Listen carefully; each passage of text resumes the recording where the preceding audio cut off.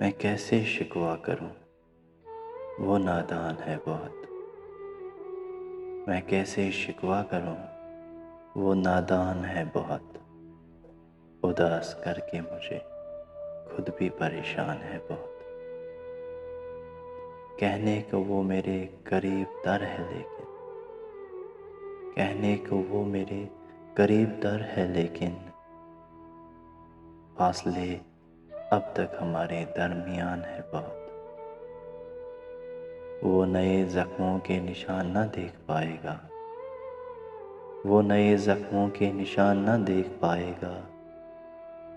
दिल पे पिछले जख्मों के निशान है बहुत।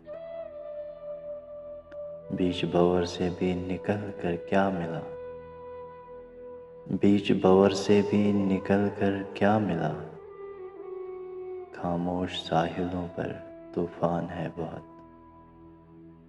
मैं ना भी चाहूं तो चली आती है, मैं ना भी चाहूं तो चली आती है। उसकी यादें मुझ पर मेहरबान है बहुत। मैं कैसे शिकवा करूं, वो नादान है बहुत। उदास करके मुझे खुद भी परेशान है बहुत।